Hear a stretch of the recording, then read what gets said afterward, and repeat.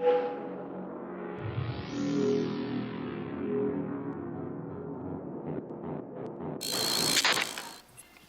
Select Committee to investigate the January 6th attack on the United States Capitol will be in order. Without objection, the chair is authorized to declare the committee in recess at any point. Pursuant to House Deposition Authority Regulation 10, the chair announces the committee's approval to release the deposition material presented during today's hearing. Hell yeah. Good afternoon, and may God bless the United States of America. Hell no. 4 months ago, this committee started to present our findings to you, the American people. From the beginning, we understood that some people watching those proceedings would wrongly assume that the committee's investigation was a partisan exercise. That's why I asked those who were skeptical of our work to simply listen to the evidence, to hear the testimony with an open mind, and to let the facts speak for themselves before reaching any judgment. Over the course of these hearings, the evidence has proven that there was a multi-part plan led by former President Donald Trump to overturn the 2020 election. Donald Trump lost his bid for re-election, as shown from the testimony of some of the president's closest allies and advisors. Donald Trump knew he lost. Despite this knowledge, Donald Trump went to court to contest the 2020 election, and he lost in court. The Electoral College met and declared Joe Biden the winner, yet Donald Trump continued to pull out all the stops in his attempt to stay in power. What Donald Trump proceeded to do after the 2020 election is something no president has done before in our country. In a staggering betrayal of his oath, Donald Trump attempted a plan that led to an attack on a pillar of our democracy. It's still hard to believe. But the facts and testimony are clear, consistent, and undisputed. How do we know this? How have we been able to present such a clear picture of what took place? Because of the testimony we've heard and that we have presented to you through these proceedings, because of the documentary evidence we've gathered and also made available directly to you, the American people.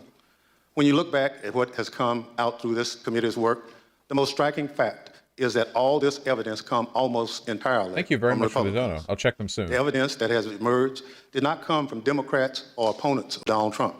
Instead, look at who's written and testified and produced evidence. Who has that been? Aides who've worked loyally for Donald Trump for years, Republican state officials and legislators, Republican electors, the chairwoman of the Republican National Committee, political professionals who worked at the highest levels of the Trump campaign, Trump appointees who served in the most senior positions in the Justice Department, President Trump's staff and closest advisors in the White House, members of the President Trump's family, his own White House counsel. I've served in Congress a long time. I can tell you it's tough for any congressional investigation to obtain evidence like what we've received, least of all such a detailed view into a president's inner circle. And I want to be clear, not all these witnesses were thrilled to talk to us. Some put up quite a fight, but ultimately the vast majority cooperated with our investigation. And what we've shown you over the last 4 months has been centered on the evidence that has come overwhelmingly from Republican witnesses. So I say to you again, as I did in June, this investigation is not about politics. It's not about party. It's about the facts. I hate shit like this so much. The facts are political. If one side of the equation is like conceptually opposed to the validity of truth and empiricism, the decision to be truthful is a political one. You can't escape that. I hate the idea that this is part of some kind of like apolitical governance. Like it's just like a neutral following of the rules, you know, that leads to this, as opposed to like a political opposition to this kind of behavior. And simple. And it's about making sure our government functions under the rule of law as our Constitution demands. Today, as in previous proceedings, my colleagues and I will present new evidence. That includes new testimony from additional Republicans who served in the Trump administration, never before seen footage of congressional leaders on January 6th working to coordinate the response to the violence and ensure the people's business went forward. New materials produced to the committee by the Secret Service, details about the ongoing threat to American democracy. Today's proceeding will also be grounded in the facts, but it won't look exactly like all our other hearings. We'll also take a step back and look at the evidence in a broader context, providing a summary of key facts we've uncovered. Facts relevant to former President Trump's state of mind, about his motivation and about his intent. What did President Trump know? What was he told? What was his personal and substantial role in a multi-part plan to overturn the election?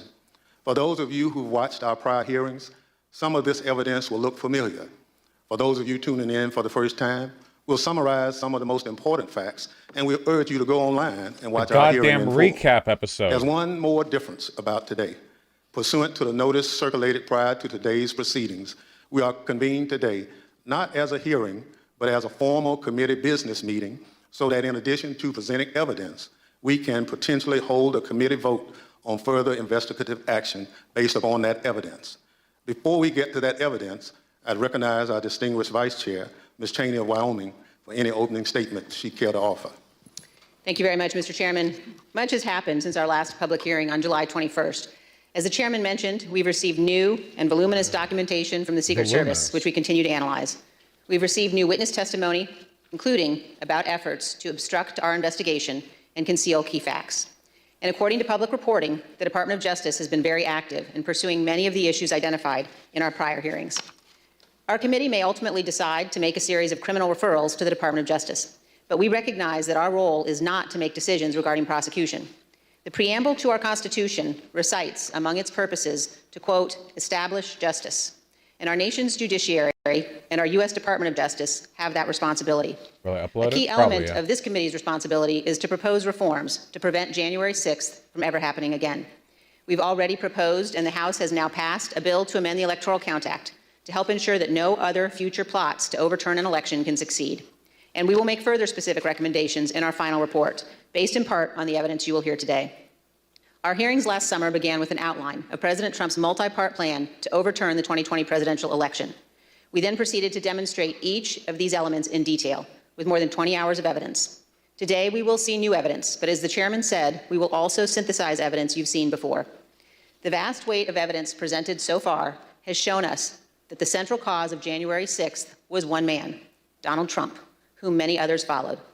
None of this would have Don't like this either. If it weren't Trump, it would have been somebody else. Trump may have been like an effective catalyst for moving things over quickly, but like this is yet another like liberal attempt to make it like Orange Man bad, but like the Republican Party deep down isn't about this. Like, no, it's about the party.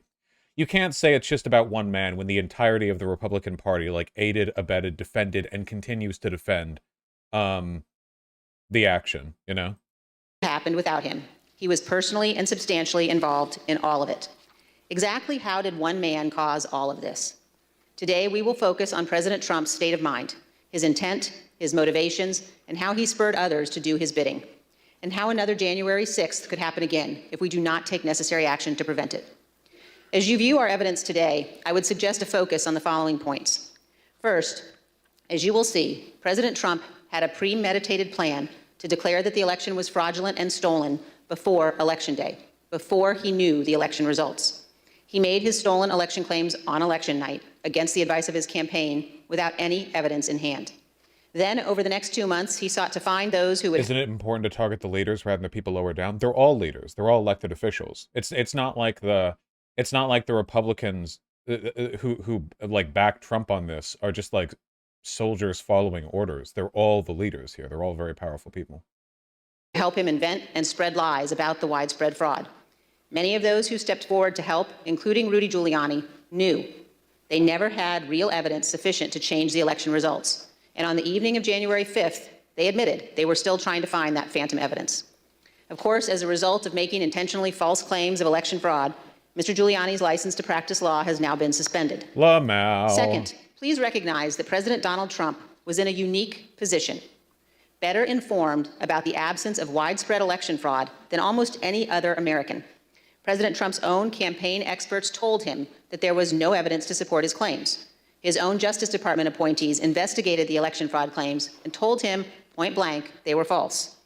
In mid-December 2020, President Trump's senior advisors told him the time had come to concede the election. Donald Trump knew the courts had ruled against him.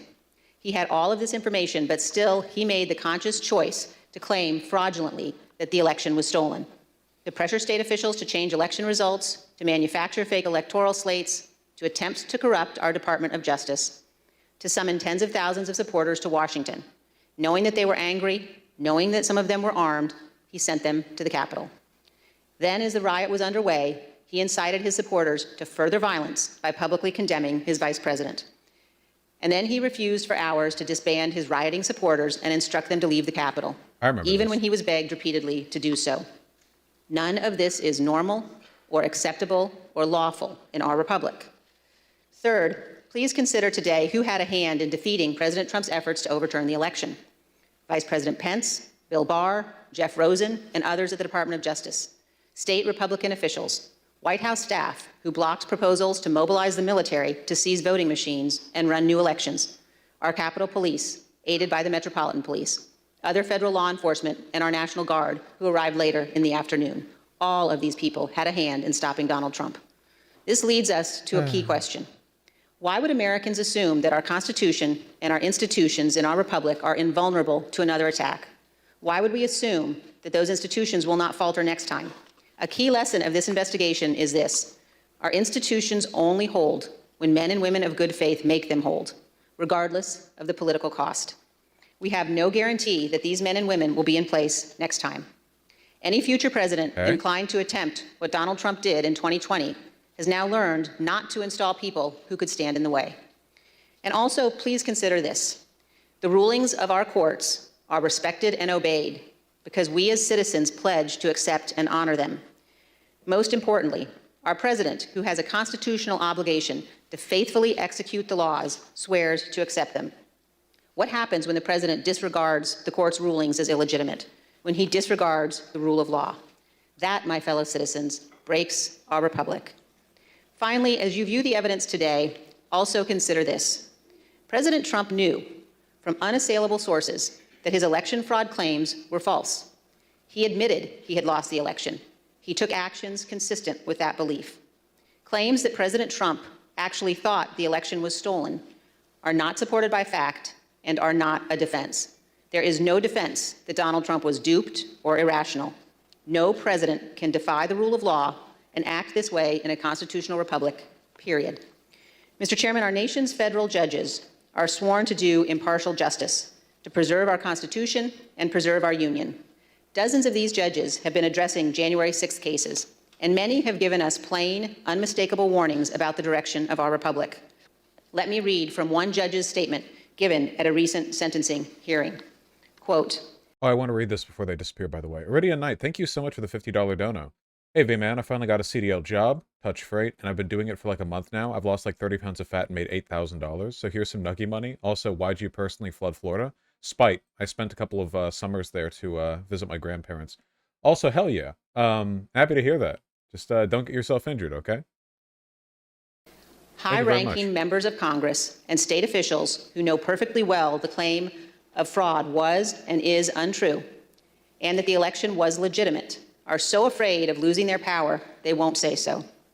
It has to be crystal clear that it is not patriotism, it is not standing up for America, to stand up for one man who knows full well that he lost, instead of the Constitution he was trying to subvert. Mr. Chairman, the violence and lawlessness of January 6th was unjustifiable, but our nation cannot only punish the foot soldiers who stormed our Capitol. Those who planned to overturn our election and brought us to the point of violence must also be accountable. With every effort to excuse or justify the conduct of the former president, we chip away at the foundation of our republic. Indefensible conduct is defended, inexcusable conduct is excused. Without accountability, it all becomes normal and it will recur. So as we watch the evidence today, please consider where our nation is in its history. Consider whether we can survive for another 246 years. Most people in most places on earth have not been free. America is an exception. And America continues only because we bind ourselves to our founders' principles, to our Constitution. We recognize that some principles must be beyond politics, inviolate, and more important than any single American who has ever lived. I mean, you have to expect stuff like this is going to get wrapped up in, like, American exceptionalism, right? I mean, like, obviously that would be the way they frame things, because they're cucks. Thank you, Mr. Chairman. I yield back.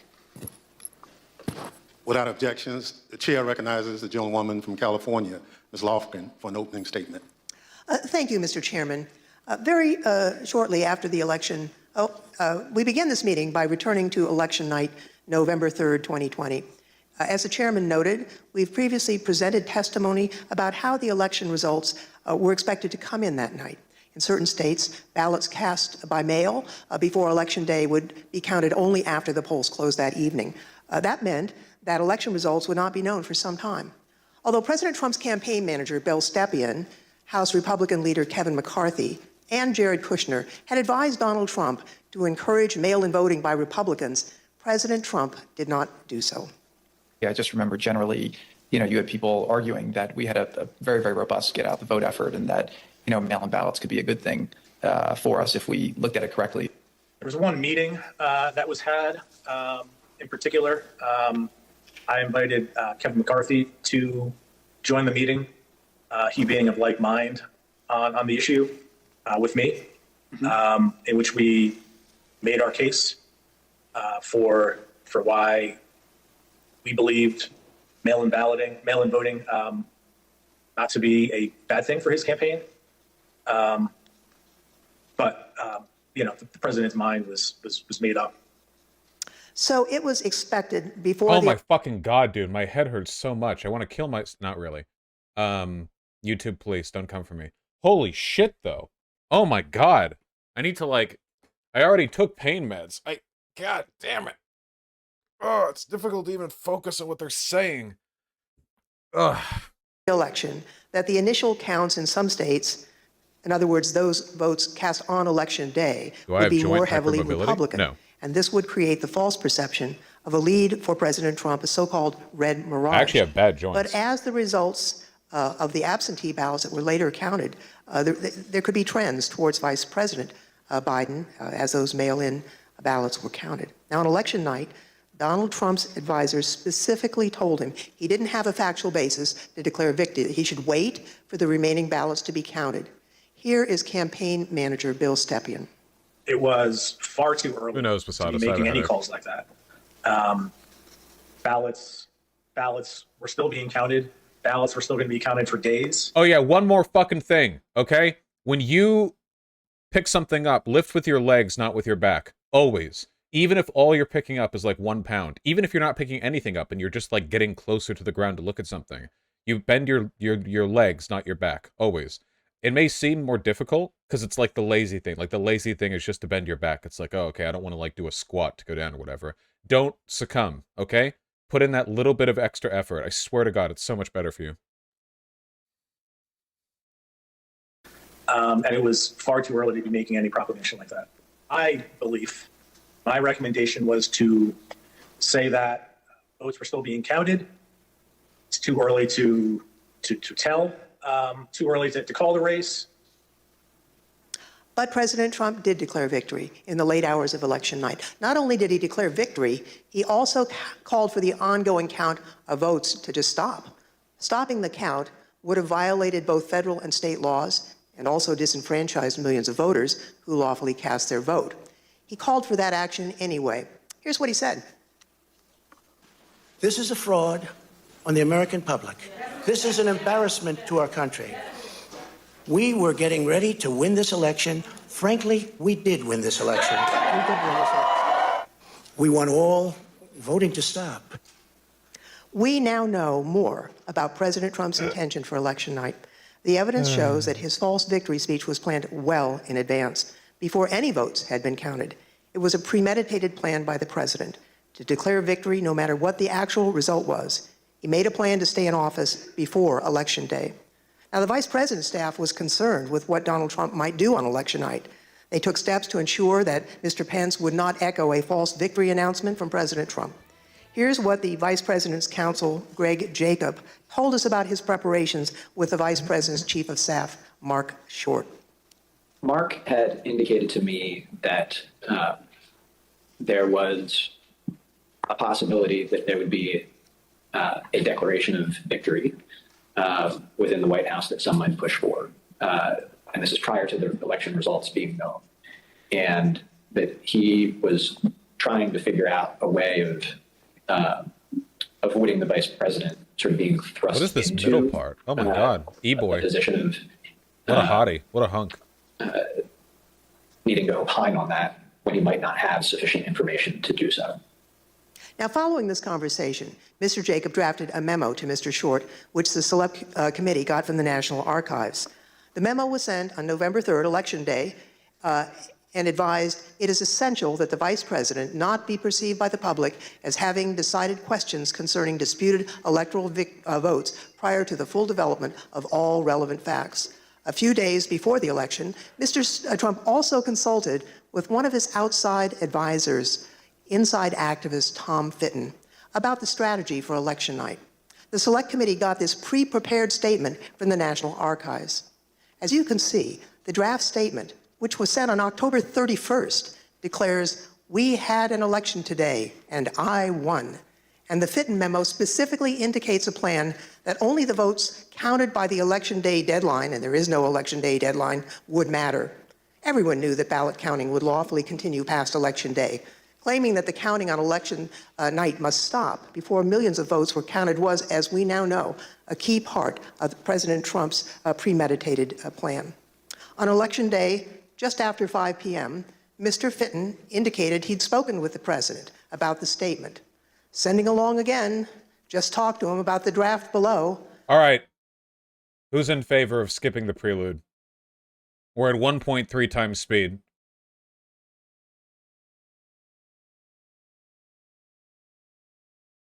We did watch 7 previous hearings. You know, how far in would I have to go before we start covering new info? Repeated this nonsense to a wide audience over and over again. His intent was to deceive. President Trump's plan also involved trying to coerce government officials to change the election outcome in the states he lost.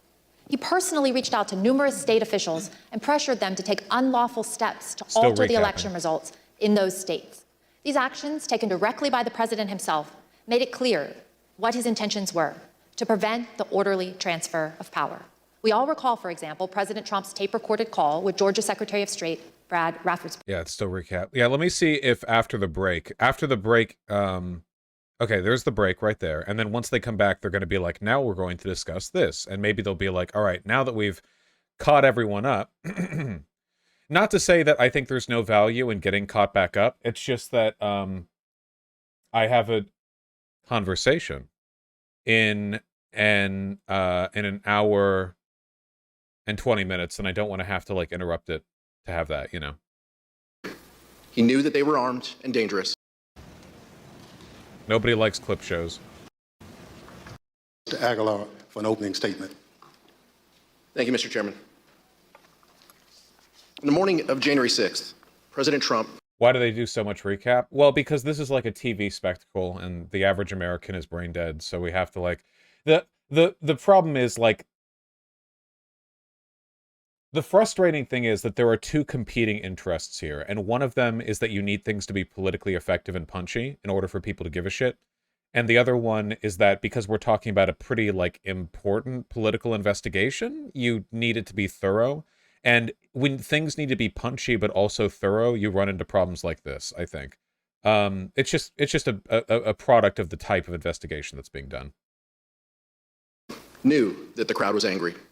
He knew that they were armed and dangerous, and he knew that they were going to the Capitol. It's important to understand the lengths the president was willing to go to physically be at the Capitol because it was part of his strategy to disrupt Congress and to stay in power. As the time for the Ellipse rally approached, an email was circulated among intelligence officials, including Secret Service intelligence official, attaching communications among rallygoers that specifically contemplated violence. Trump has given us marching orders. One post on the Donald.win wrote, basically, if you're east of the Mississippi, you can and should be there. Advance on the Capitol. Keep your guns hidden. Don't fuck around. Full kits, 180 rounds minimum for main rifle, another 50 for sidearm per person. What is clear from this record is that the White House had more than enough warning to warrant stopping any plan for an Ellipse rally, and certainly for stopping any march to the Capitol.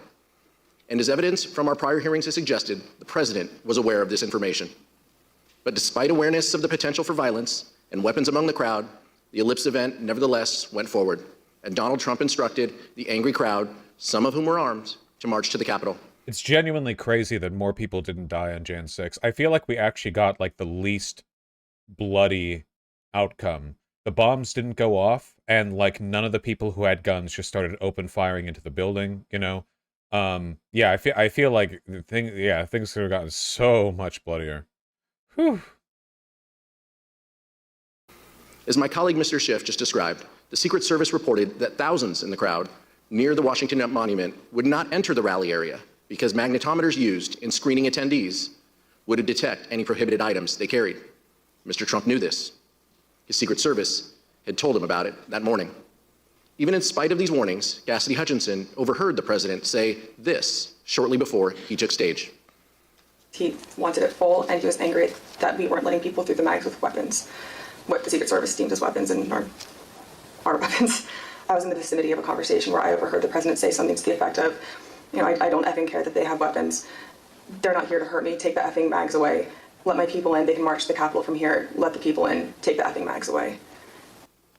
And when he went on stage, President Trump himself asked law enforcement to let his supporters in the rally site. And I'd love to have, if those tens of thousands of people would be allowed, the military, the Secret Service, and we want to thank you, and the police, law enforcement, great, you're doing a great job. But I'd love it if they could be allowed to come up here with us. Is that possible? Can you just let them come up, please?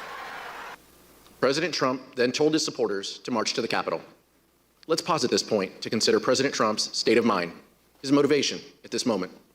By that point, it was known to Secret Service that members of the crowd were armed. President Trump had been told, and there was no doubt that President Trump knew what he was going to do, sending an angry mob, a number of whom were clad in tactical gear and military garb, armed with various weapons, to the Capitol. There's no scenario where that action is benign, and there's no scenario where an American president should have engaged in that conduct. It did not matter whether President Trump believed the election had been stolen or not. This could not be justified on any basis for any reason. You may also recall testimony from our summer hearings regarding Mr. Trump's efforts to lead the mob to the Capitol himself in his angry altercation in the presidential SUV when the Secret Service told him it was far too dangerous for him to go. As we detailed in testimony from the Metropolitan Police and White House personnel during our July 21st hearing, information about the altercation was widely known. So widely known that one former White House employee with national security responsibilities explained that this information was in fact water cooler talk in the White House complex.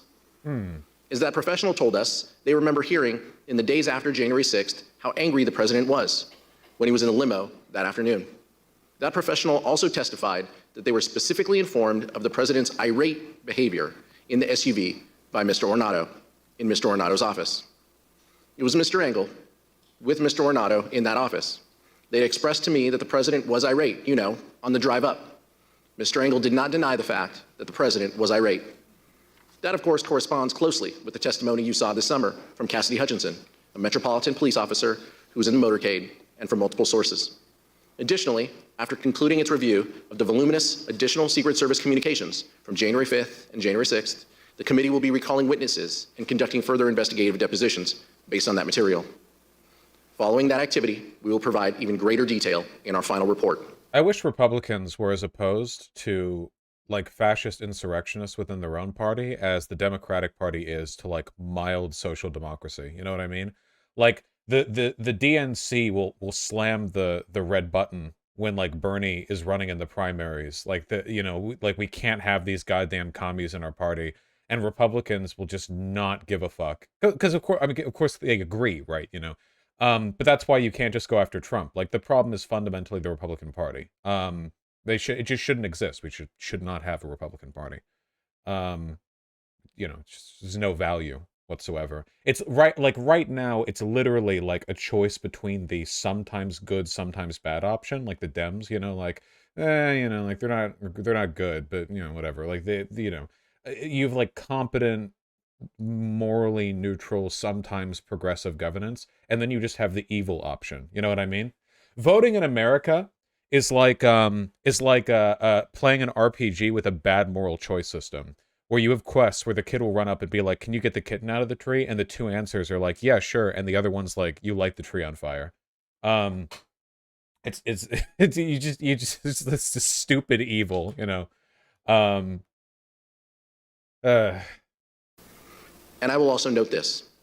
The committee is reviewing testimony regarding potential obstruction on this issue, including testimony about advice given Fuck, we live in a not to BioWare tell RPG. the committee God damn it. about this specific topic. We will address this matter in our report.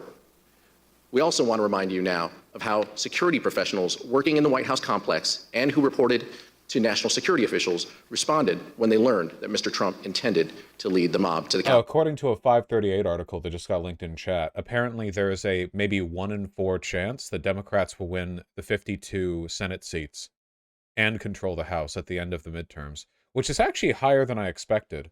This is actually a better chance than I expected. I expected it to be a lot worse. Thank you, SoCat. Yeah, you have the vertical axis here is the Dem Senate seats, and then the horizontal axis is the how much Dems control the House, and then the size of the bar is the likelihood of that possibility. I've heard 538 is right-leaning. No, 538 is just a like a political polling aggregate website. They have the people who run it are probably like moderate centrist libs. But like I think that their analysis is sound, you know? People get really mad at 538 because if they see something that says that a candidate has an 80% chance of winning and then the other candidate wins, they treat it like a fault in the model rather than an acknowledgement that there was a 20% chance of that outcome. And they only get a chance to really test their variables basically once every 2 years. So it's hard to like round out an average. I don't think their calculations are perfect, but I think they do like a pretty good job. Wait, so the most likely chance is Republicans controlling the House. Am I reading this right? Yes. Dems are more likely to control the Senate. Republicans are more likely to control the House. Ideally, Dems want 52 Senate seats so that the cucks in the Senate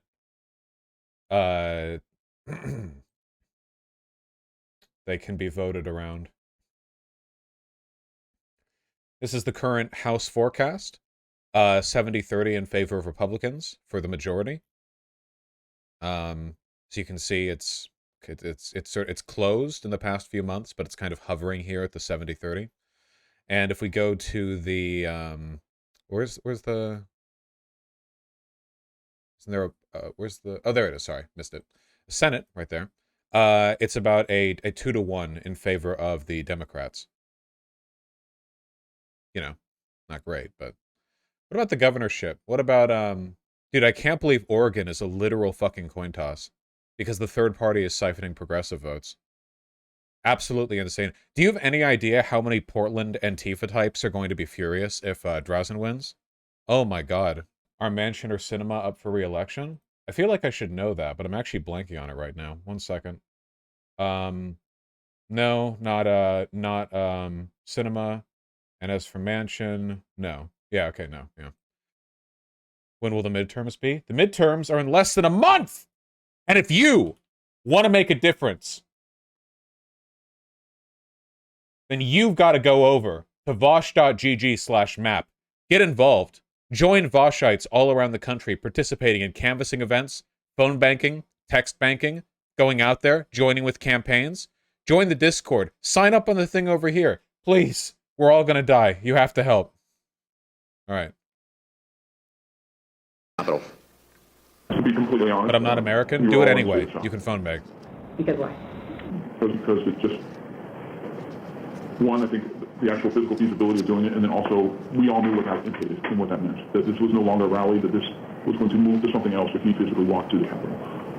I don't know if you want to use the word insurrection, coup, whatever. We all knew that this would move from a normal, democratic, public event into something else.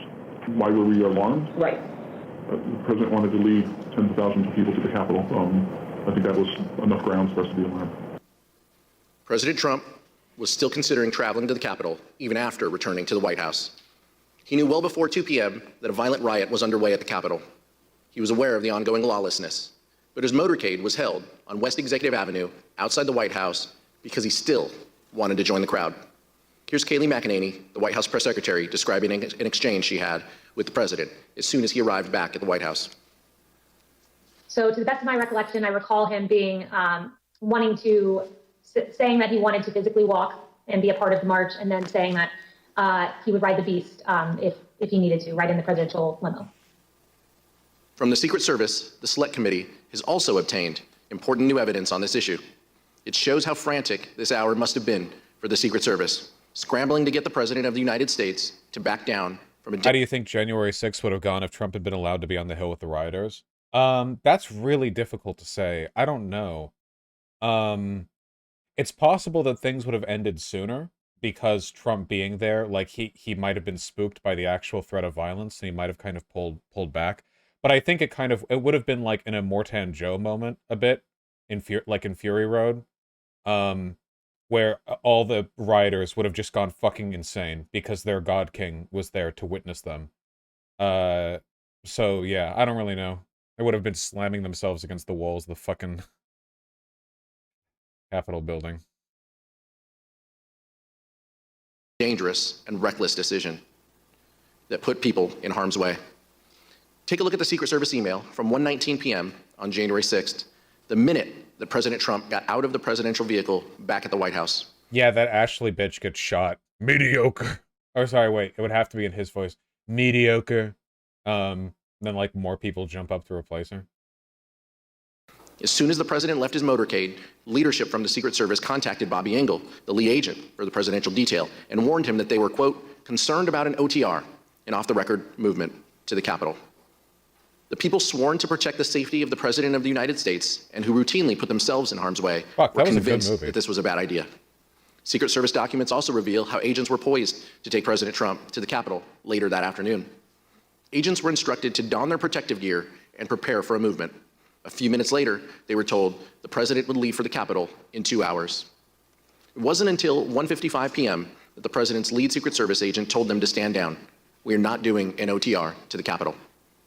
By then, rioters had breached the Capitol and were violently attacking the efforts of the brave men and women in law enforcement trying to resist the mob. Don't worry about it. President Trump may not have gone to the Capitol on January 6th, but what he did from the White House cannot be justified. While congressional leaders, both Democrats and Republicans, worked with Vice President Pence to try and address the violence, President Trump refused urgent pleas for help from nearly everyone around him. And what he did do only made the situation worse. Mr. Chairman, I yield back. The gentleman yields back. The chair recognizes the gentleman from Maryland, Mr. Raskin, for an opening statement. Thank you, Mr. Chairman. The president was still exhorting his supporters at the Ellipse to go fight like hell at 12:50, around the time that the first wave of rioters first breached barricades defending the Capitol. Secret Service documents we recently received give a timeline of precisely what the White House knew and when. At 1:19, the president's Emergency Operations Center sent an email to Secret Service, national security, and military advisors to the president and vice president, informing them that, quote, hundreds of Trump supporters stormed through metal barricades at the back of the Capitol building about 1 p.m. Wednesday, running past security guards and breaking fences.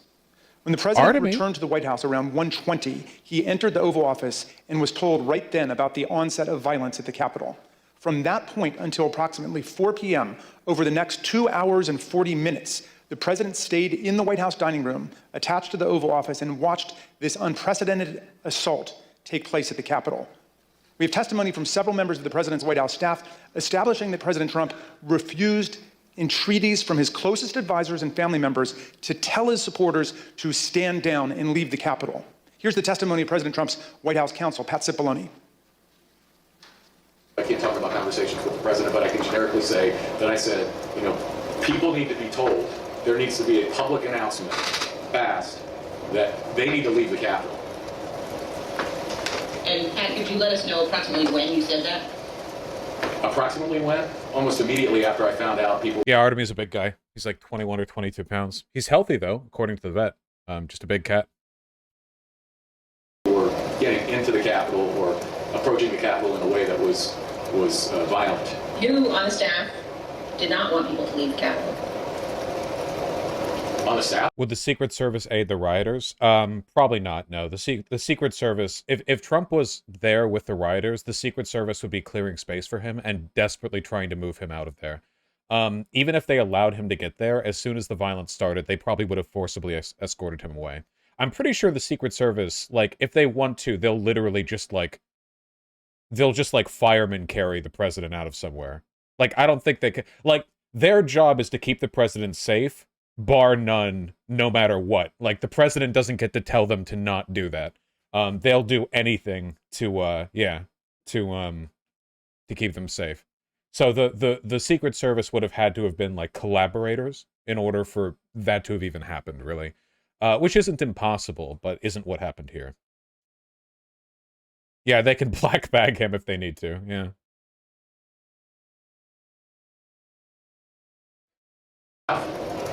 In the White House. I can't think of anybody, you know, on that day who didn't want people to get out of the Capitol once, particularly once the violence started. No, I mean.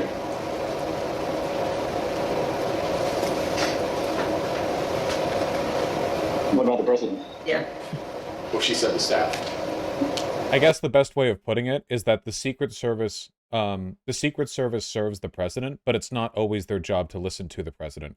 It's kind of like a butler or a servant, and like a young master of a manor or something like that, if that makes any sense. Like, it's the job of the butler to listen to the young master of the manor, or like a young noble or something. But if the young noble's like, you know, I want to jump out the window, like they're not going to listen. Like they're just going to grab him and drag him back in. You know, there are limits to the degree of autonomy. So I answered. No, I said in the White House. Oh, I'm sorry. I apologize. Yeah, they serve the office of the president, not the person of the president.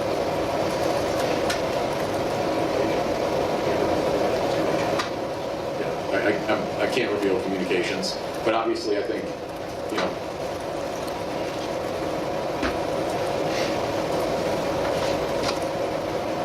Yeah.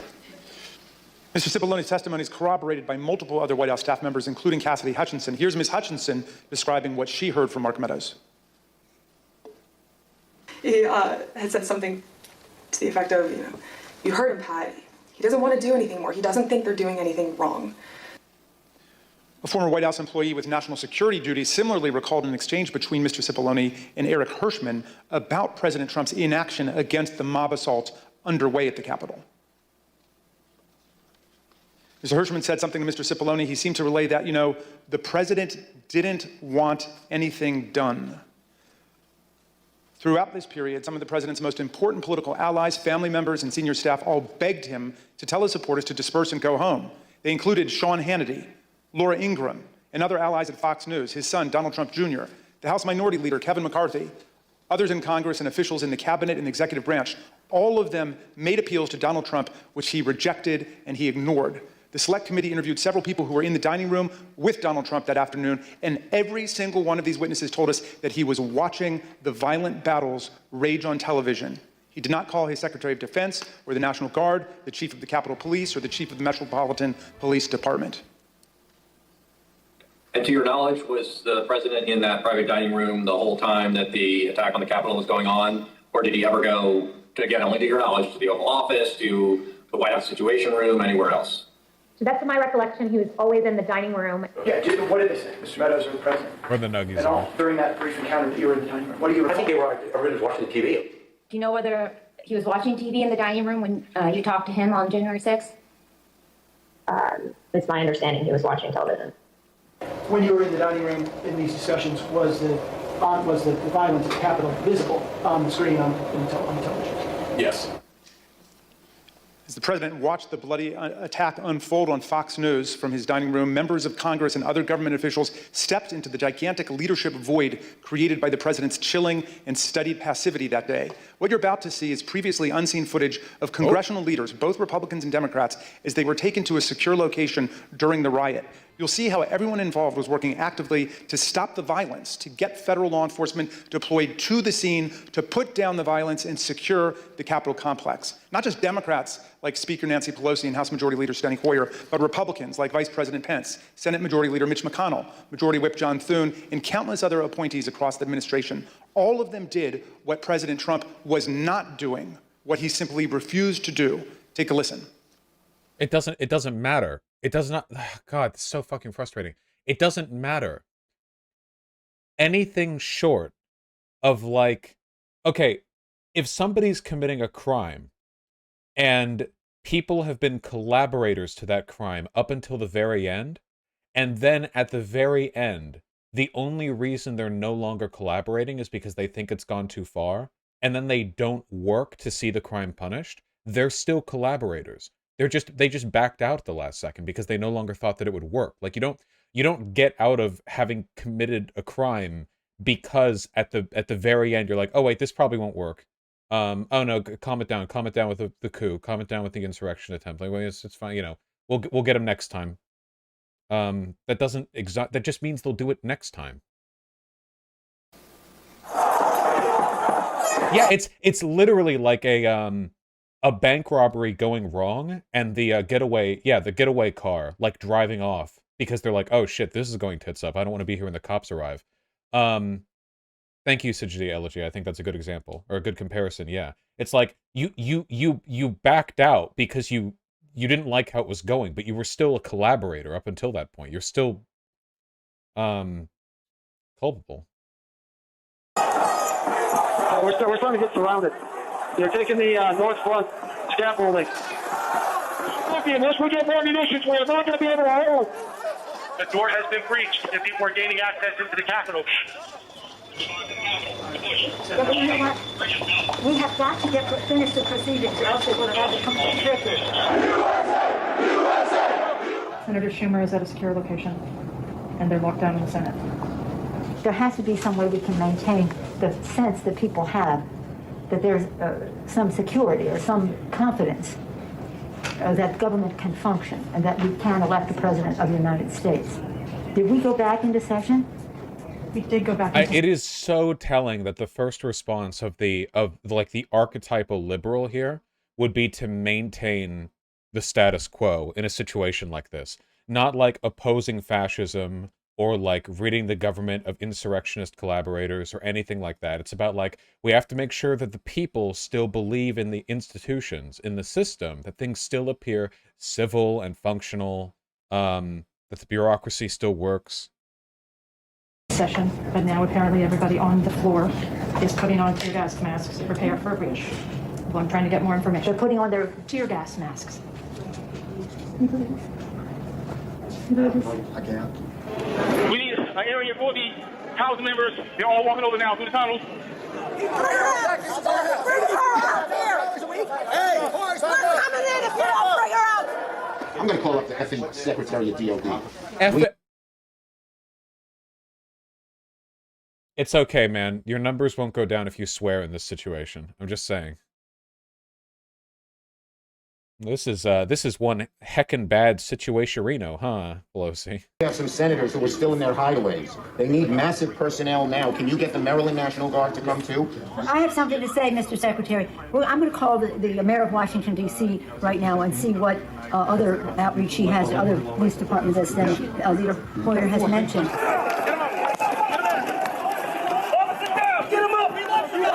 Artemy. Fucking try to put his paw on the computer. It's still insane to me that in a situation like this, there isn't just like a big red button that somebody in the panic room can push that just like summons 5,000 soldiers. It's just like, is there not a panic room? Like a real one? They're in like a little auditorium. What, like...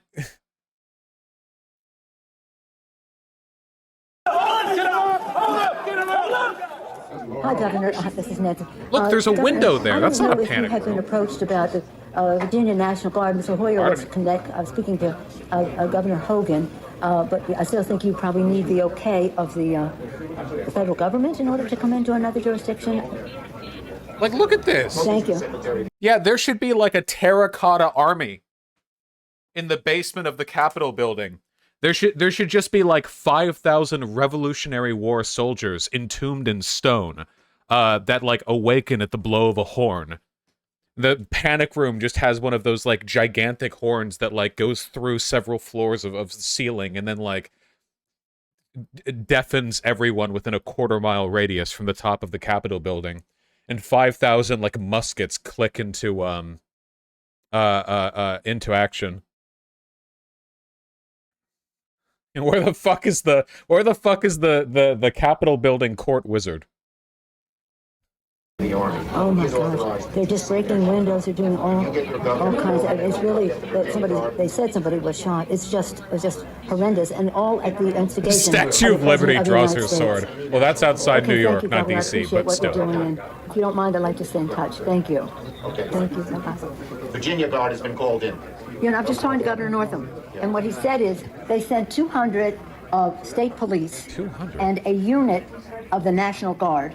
They're breaking windows and going in, obviously ransacking our offices and all the rest of that. That's nothing. The concern we have about personal harm, personal safety, is it just transcends everything. But the fact is, on any given day, they're breaking the law in many different ways. Really? And quite frankly, much of it at the instigation of the President of the United States. And now, if he could at least somebody. Yeah, why don't you get the president to tell... This is the footage that we're going to see, like, days after the fascists win. Or this is going to be like the live stream, as 2024 rolls around, and this time they bring 5 times as many people, and they just, like, gun down the Capitol Police and march in. We're going to see a live stream of Pelosi being like, they can't do that, this is illegal. And then the feed will cut, and we'll all be under the new empire. Pardon me. Tell them to leave the Capitol, Mr. Attorney General, in your law enforcement responsibility. A public statement, they should all leave. This is frickin' illegal. This cannot be just we're waiting for so-and-so. We need them there now, whoever you got. You have. You also have troops. This is Steny Hoyer. Troops. Okay, so we have a little bit of time to make that decision. Andrews Air Force Base. All right. Other military bases. Thank you. We Thanks, need Paul. active Bye. duty National Guard. How soon in the future can you have the place evacuated, cleaned out? I know this is probably true, but it looks staged. It wouldn't surprise me if at least part of this is staged. I mean, these are all politicians. They know that it's a crisis situation. They know they're being filmed. You know, in all likelihood, their behavior is being influenced. So wait, when I say staged, what I mean is they're at least in part acting for the benefit of the fact that they're being recorded, but like not staged in the sense that like this was all planned and this was like their planned like panic response or whatever. To be clear, more like their you know, their behavior is being influenced there. Sorry, performative. That's the better term. Performative, not staged.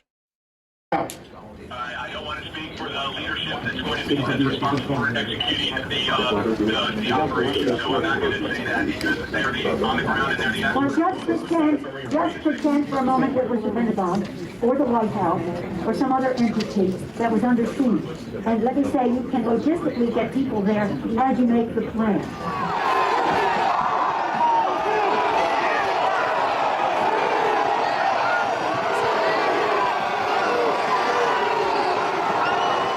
We're trying to figure out how we can get this job done today. We talked to Mitch about it earlier. He's not in the room right now, but he was with us earlier. Did the GOP lawmakers feel safe that the rioters wouldn't tear them apart? Nobody wants to get caught by a crowd of rioting insurrectionists, like no matter whether you're on their side or not. But like the Republicans that weren't openly supporting Trump at that point, like McConnell, probably would have been torn apart. If you're like a QAnoner, like Boebert, or MTG, then you probably would have been fine. And said, you know, we want to expedite this, and hopefully they could confine it to just one complaint, Arizona, and then we could vote, and that would be, you know, then just move forward with the rest of the state. The overriding wish is to do it at the Capitol. What we are being told very directly is it's going to take days for the Capitol to be okay again. We've gotten a very bad report about the conditions of the House floor with defecation and all that kind of thing as well. I don't think that that's hard to clean up, but I do think it is more from a security standpoint of making sure that everybody is out of the building, and how long will that take? I just got off with the Vice President. I got off with the Vice President-elect. So I'll tell you. Okay, but what we left the conversation with, because he said he had the impression from Mitch that Mitch wants to get everybody back to do it there. Yes. I said, well, we're getting a counterpoint that is, we could take time to clean up the poo-poo that they're making all over literally and figuratively in the Capitol, and that it may take days to get back. And I'm at the Capitol building. I'm literally standing with the chief of police of the U.S. Capitol Police. He just informed me what you will hear through.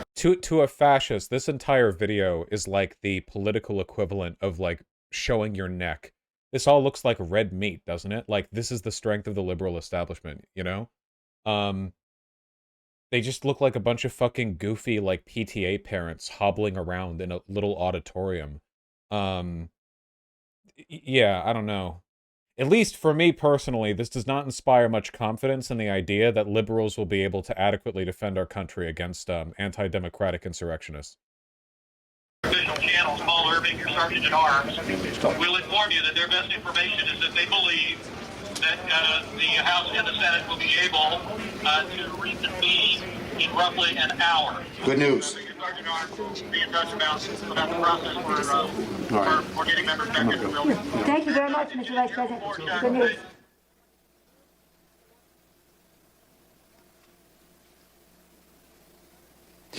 In this video, you just saw Senator Chuck Schumer urging Acting Attorney General Jeff Rosen to get President Trump to call off the rioters.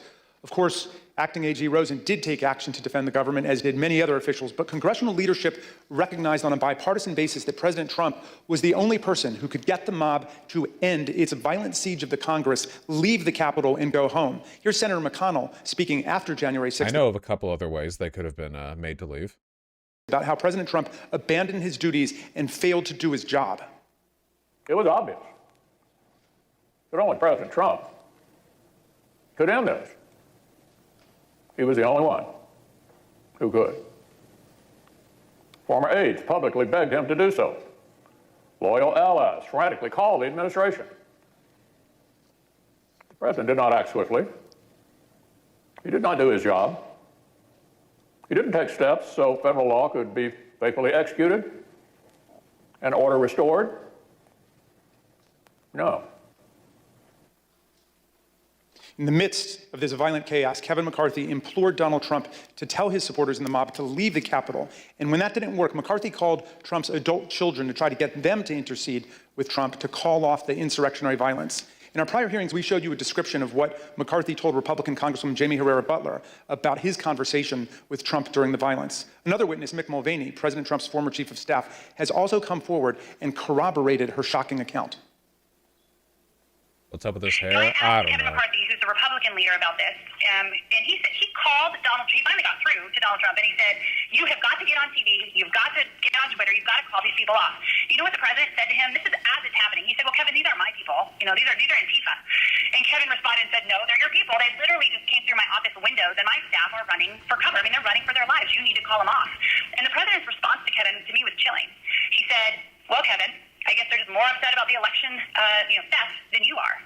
And that's, you've seen widespread reports of Kevin McCarthy and the president having basically a swearing conversation. That's when the swearing finished, because the president was basically saying, "Nah, I'm okay with this."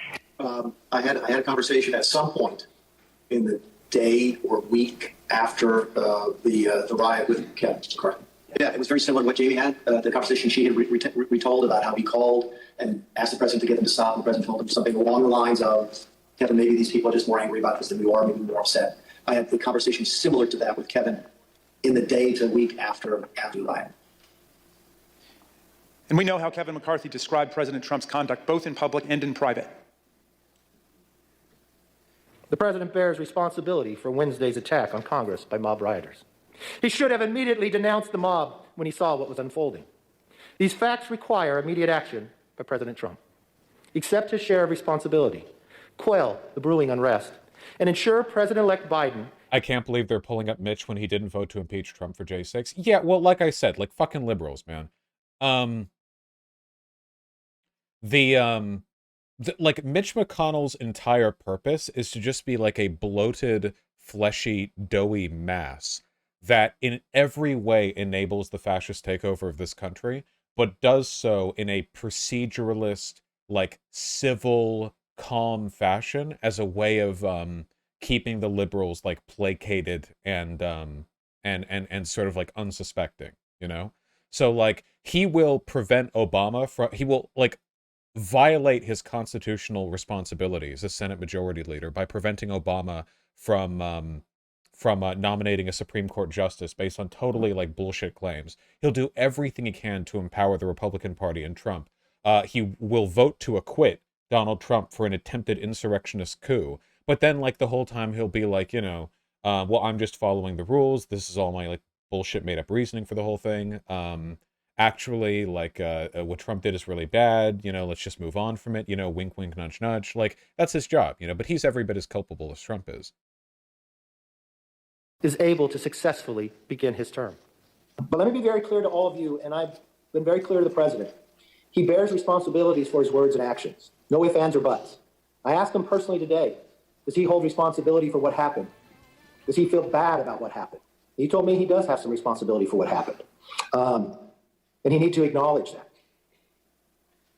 2:24 p.m., knowing the deadly riot was now bearing down on his own vice president, President Trump composed and sent a tweet attacking Vice President Pence, accusing him of cowardice for not unilaterally rejecting Electoral College votes for Joe Biden and simply handing Trump the presidency. The impact of that tweet was foreseeable and predictable. It further inflamed the mob, which was chanting, "Hang Mike Pence," and provoked them to even greater violence. This deliberate decision to further enrage the mob against Vice President Pence cannot be justified by anything that President Trump might have thought about the election. The tweet came precisely at the time Pence's Secret Service detail was most seriously concerned for the vice president's physical safety. We've obtained new documents from the Secret Service, real-time chats that underscore the threat they knew the vice president would be facing because of the president's escalating incitement of the mob.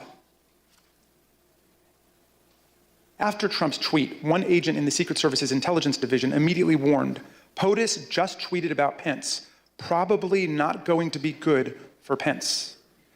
Another agent reported the dramatic impact of Trump's anti-Pence tweet on his followers. POTUS said he lacked courage, over 24,000 likes in under 2 minutes. Employees at Twitter were nervously monitoring the situation. They knew that certain Twitter users were rioting at the Capitol and tweeting about it at the same time. As the afternoon progressed, the company detected a surge in violent hashtags on the platform, including lines of lethal incitement like "execute Mike Pence." Listen to this former Twitter employee, Anika Navarroli, who first came to the committee anonymously, but has now bravely agreed to be named because she wants to speak out about the magnitude of the threats facing our people. And you were also seeing content on the platform at that time that was directing towards the vice president. Hashtag execute Mike Pence. They were literally calling for his execution. As this tweet was going out. Yes, and in response to this tweet too, because I think as many of Donald Trump's tweets, it again fanned the flames, and it was individuals who were already constructing gallows, who were already willing and able and wanting to execute someone and looking for someone to be killed. Now the individual who has called upon them to begin this coup is now pointing the finger at another individual while they're ready to do this. Here's a small sample of the reactions that President Trump's fan the flames tweet provoked among Capitol rioters in real time. What percentage of the crowd is going to the Capitol? 100%. It is spread like wildfire that Pence has betrayed us, and everybody's marching on the Capitol, all 1 million of us. It's insane. Not stick up for Donald Trump! Mike Pence traitor! Mike Pence has screwed us. In case you haven't heard yet. What happened? What happened? I keep hearing that Mike Pence has screwed us. That's the word. It's genuinely insane how much of a parallel there is between this situation and the appointment of Hitler as chancellor, right? With President Hindenburg in the conservative cabinet, sort of lacking the populist credentials that Hitler offered, thinking that that if Hitler achieved power, that he would kind of like moderate out a little bit, and there would be a coalition government between the populist and popular fascists and the pre-existing like ultra-wealthy conservative government. But then in reality, no, Hitler did Hitler things, Yeah. What we're basically seeing right here is like a failed start, right? Like this is the appointment like failing to happen. If the original Republican Party with the more like quote unquote moderate types are like the Hindenburg appointment and Trump is like the Hitler candidate, like he has the populist credentials. If he achieves power, we'll have like the synthesis of our institutional power and his populist power. It didn't happen here, but like Between 2:30 and 2:35, within 10 minutes of President Trump's tweet, thousands of rioters overran the line that the Metropolitan Police Force's Civil Disturbance Unit was holding on the west side of the Capitol. This was the first time in the history of the Metropolitan Police Department that a security line like that had ever been broken. President Trump's conduct that day was so shameful and so outrageous that it prompted numerous members of the White House staff and other Trump appointees to resign. In prior hearings, you've heard Deputy National Security Advisor Matt Pottinger and Deputy White House Press Secretary Sarah Matthews explain why they felt compelled to resign on that day. Since then, we've spoken to more high-ranking officials, like President Trump's envoy to Northern Ireland and former Chief of Staff Mick Mulvaney. and Transportation Secretary Elaine Chao, who resigned after the 6th in protest of Trump's misconduct and to dissociate themselves from his role in the violence. Take a listen to what they had to say. I was stunned by violence and was stunned by the president's apparent indifference to the violence. Now is the time for the president presidential. I thought he failed to do it. I thought he failed at a critical time to be the sort of leader that the nation needed. I think also, at this point, like even back then, saying that you were stunned by the violence is like a huge mark against your intelligence and character. Trump had said like 1 trillion times beforehand, like, this is a fake stolen election, it's not real, the republic is falling, I must win, blah, blah, blah. Like, obviously, what do you think happens in situations like this, you know? I don't like the framing of January 6th as though it was this like unpredictable, you know, like radical, coups happen. I guess this is a component of American exceptionalism as well. This like ridiculous belief that it can't happen here. Yeah. Events at the Capitol, however they occurred, were shocking, and it was something that, as I mentioned in my statement, that I could not put aside. And at a particular point, the events were such that it was impossible for me to continue, given my personal values and my philosophy. I came as an immigrant to this country. I believe in this country. I believe in a peaceful transfer of power. I believe in democracy. And so it was a decision that I made on my own. When security assistance began to arrive at the Capitol and the tide turned against the insurrection, President Trump finally gave his painfully belated instruction at 4:17 p.m. So after multiple hours of rioting and more than 100 serious injuries suffered by our law enforcement officers, the crowd finally began to disperse. Listen carefully to what they said as they decided to leave the Capitol. Here delivering the president's message. Donald Trump has asked everybody to go home. That's order. He says go home. He says go home. Yeah, he said to go home. Finally, at 6:01, President Trump tweeted again, not to condemn the mass violence in any way, but rather to excuse and glorify it. Significantly, he made it clear that he considered the violence perfectly foreseeable and predictable. Check it out. It was. He's correct. Yeah. Because of the stuff that he did. He was correct in that. Yeah. These are the things and events that happen when a sacred landslide election victory is so unceremoniously, viciously stripped away from great patriots who have been badly, unfairly treated for so long. These are the things that happen, he said, giving the whole game away. Trump was telling us that the vice president, the Congress, and all the injured and wounded cops, some of whom are with us today, got what was coming to us. According to Trump, January 6th should not be a day that lives in shame and infamy in our history, but rather in glory. Remember this day forever, he wrote proudly, as if he were talking about D-Day or the Battle of Yorktown. Trump did nothing to stop the deadly violence for obvious reasons. He thought it was all justified, he incited it, and he supported it.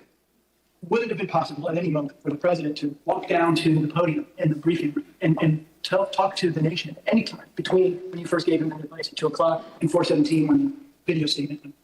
Would that have been possible? Would it have been possible? Yes. Yes, it would have been possible. The president had wanted to make a statement and address the American people, he could have been on camera almost instantly. And conversely, the White House press corps has offices that are located directly behind the briefing room. And so if he had wanted to make an address from the Oval Office, we could have assembled the White House press corps probably in a matter of minutes to get them into the Oval for him to do an on-camera address. Mr. Chairman, nothing in law or fact could justify the president's failure to act. And I assume you also would agree the president has a particular obligation to take care that the laws be faithfully executed. That is one of the president's obligations, correct. Mr. Chairman, in numerous places, our Constitution strongly opposes insurrection and rebellion. Article 1 gives Congress the power to call forth the militia to suppress insurrections. Section 3 of the 14th Amendment disqualified from holding federal and state office anyone who has sworn an oath to defend the Constitution but betrays it by engaging in insurrection or rebellion. It was President Lincoln at the start of the Civil War in 1861 who best explained why democracy rejects insurrection. Remember when President Lincoln kicked all of the Confederates out of Congress? That was dope. I remember that. People kicked out of Congress. Sedition. That was cool. Hell yeah. Oh, who's that? Is that a guy who should do the same thing? Oh, man. Well, the empire's lasted a long time. 11 senators and 3 representatives were expelled from Congress for supporting the insurrection and refusing to recognize Abraham Lincoln's electoral win, reads a meme with over 2,000 shares. Post was deleted after USA Today reached out for comment, blah, blah, blah. That's the claim, history of House and Senate explosions. It wasn't for failing to recognize. That's the meme they're fact-checking here. 14 expelled. Engaged in a conspiracy against the peace and union of the United States government. Is the only reason that didn't happen this time is because there hasn't been a civil war yet? Well, the Confederates never laid an attack on the Capitol building. Like, I genuinely believe that there was more than enough legal reason to just, like, expel a fuck ton of Republican representatives right off the bat. Like, we have these people take oaths of office. They should have to take oaths of recognition of the presidency. Like, you can't... If they're continuing to uphold the lie that Donald Trump actually won the election, then they are complicit in the conspiracy. That's the way modern media works. I mean, Thana, the Dems can do whatever they want. Like, at the end of the day, Biden doesn't have the power to do that. The FBI and Secret Service won't comply. I reject this. If you're the president, you can do literally whatever you want. We're on the cusp of losing our fucking democracy. The conservative Supreme Court is probably going to be verifying the independent state legislator doctrine, and giving all the red states the power to just, like, not let Democrats ever win again. We're through the looking glass here. Like, if you know, desperate times and all that. Like, we're beyond the point of, like, well, what's the proceduralist, like, move forward, you know? The libs would call it... The libs can call it whatever they want. Yeah, it's like all or nothing, right? Like, what outcome is worse than the fascists winning? Insurrection, he said, is a war upon the first principle of popular government, the rights of the people. American democracy belongs to all the American people, not to a single man. Thank you, Mr. Chairman. I yield back. The gentleman yields back. During this committee's first hearing in July of last year, our witnesses were 4 police officers who helped repel the riots of January 6th. We asked them what they hoped to see the committee accomplish over the course of our investigation. Officer Gunnell wanted to know why the rioters were made to believe that the election process was rigged. Officer Fanone asked us to look into the actions and activities that resulted in the day's events. Officer Hodges was concerned about whether anyone in power had a role. Officer Dunn put it simply, get to the bottom of what happened. We've worked for more than a year to get those answers. We've conducted more than 1,000 interviews and depositions. We received and reviewed hundreds of thousands of pages of documents.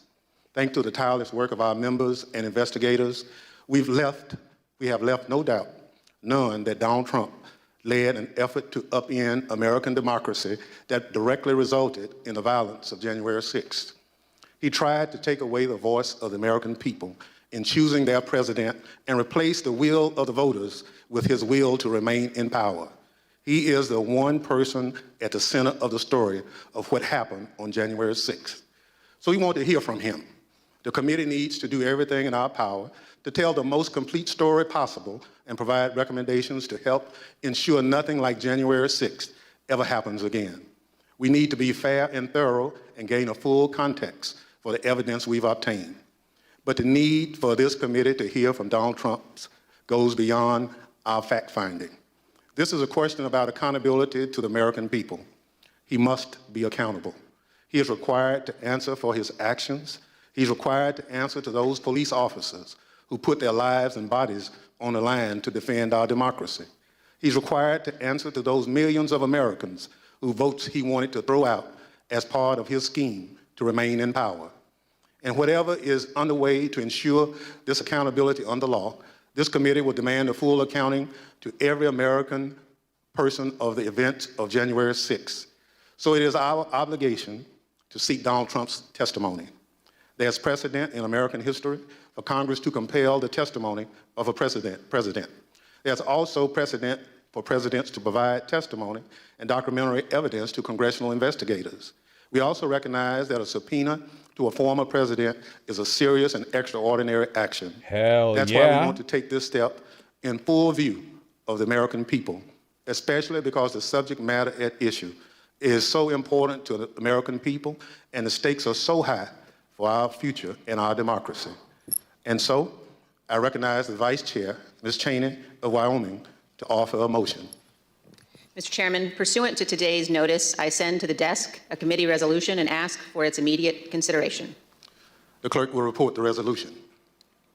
Committee Resolution 1, resolved that the chairman be and is hereby directed to subpoena Donald J. Trump for documents and testimony in connection with the January 6th attack on the United States Capitol, pursuant to Section 5C4 of House Resolution 503 and Clause 2M of Rule 11 of the Rules of the House of Representatives. The gentlewoman from Wyoming is recognized on her resolution. Can't wait to watch 6 hours of him pleading the fifth. We haven't really, I mean, even then, like, he's pretty dumb. Like, he might just say stuff. I don't know. Who the fuck knows? Like, I feel like if one of the lawyers just said, like, loser says I plead the fifth, then Trump would be like, he would, like, go forward with it and admit everything or something. I don't know.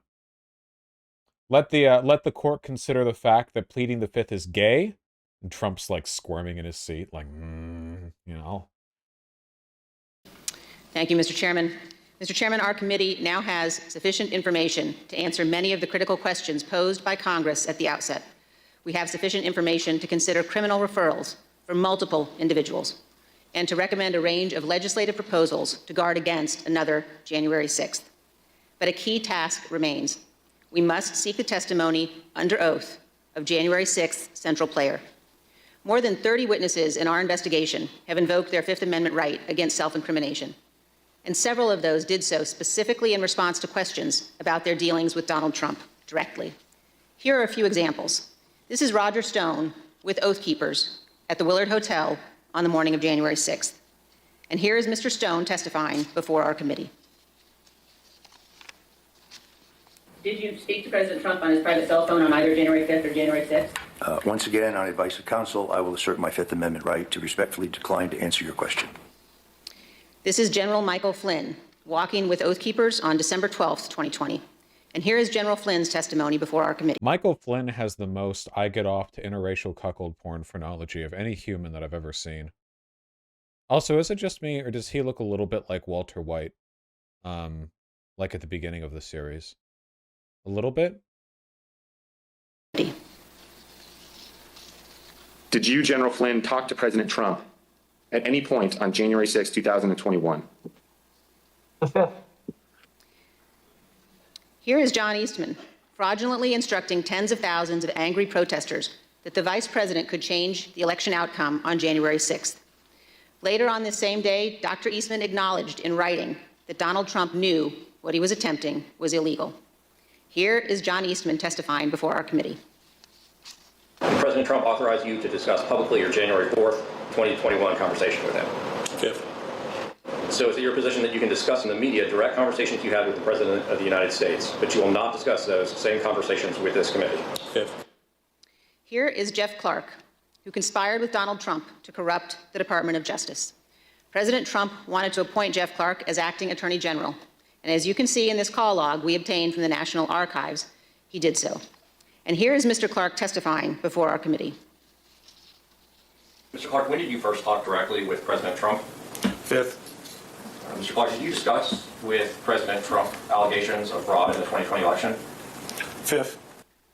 Other witnesses have also gone to enormous lengths to avoid testifying about their dealings with Donald Trump. Steve Bannon has been tried and convicted by a jury of his peers for contempt of Congress. He is scheduled to be sentenced. Remember, pleading the fifth is not evidence of guilt, unless you don't like the person who's pleading the fifth, in which case it is. For this crime later this month. Unironically. Criminal proceedings regarding Peter Navarro continue. And Mark Meadows, Donald Trump's former chief of staff, has refused to testify based upon executive privilege. The committee's litigation with him continues. Mr. Chairman, at some point, the Department of Justice may well unearth the facts that these and other witnesses are currently concealing. But our duty today is to our country and our children and our Constitution. We are obligated to seek answers directly from the man who set this all in motion. And every American is entitled to those answers, so we can act now to protect our republic. So this afternoon, I am offering this resolution that the committee direct the chairman to issue a subpoena for relevant documents and testimony under oath from Donald John Trump in connection with the January 6th attack on the United States Capitol. Thank you, Mr. Chairman. I yield back. Gentlelady yields back. If there's no further we'll debate, see how it goes, the I question guess. is on agreeing to the resolution. Those in favor will say aye. Aye. Those opposed is no. In the opinion of the chair, the ayes have it. Mr. Chairman, I request a recorded vote. A recorded vote is requested. The clerk will call the roll. Ms. Cheney? Aye. Ms. Cheney, aye. Ms. Lofgren? Aye. Ms. Lofgren, aye. Mr. Schiff? Aye. Mr. Schiff, aye. Mr. Aguilar? Aye. Mr. Aguilar? This is cinematic right here with the camera. Props to the cameraman. Aguilar, aye. Mrs. Murphy? Aye. Mrs. Murphy, aye. Mr. Raskin? Aye. Mr. Raskin, aye. Mrs. Luria? Aye. Mrs. Luria, aye. Mr. Kinzinger? Kinzinger, aye. Mr. Kinzinger, aye. Mr. Chairman? Aye. Mr. Chairman, aye. The clerk will report the vote. Mr. Chairman, on this vote, there are 9 ayes and 0 noes. The resolution is agreed to. Without objection, a motion to reconsider is laid on the table. The chair requests that those in the hearing room remain seated until the Capitol Police have escorted members from the room. Without objection, the committee stands adjourned. All right. That'll be some good television. We don't have a date yet, of course, for the Trump's hearing, but man, it might just end up being 3 hours of him saying fifth, you know, every time he's asked anything, but it'll still be fun. He's a kooky character, you know? He's a wacky guy. He's going to delay it so hard. Yeah, well, if the Republicans win the House after the midterms, don't they have the ability to disband the January 6th committee? If he waits them out long enough, then there might not even be a committee to hear him out. Yeah. Oh, wow, really? Well, it is a congressional committee, yeah. I don't know why they waited so long to do this. There are probably reasons. I don't think that the people involved are deliberately delaying. How would that not be an admission of guilt? It's not. Legally, it's just not.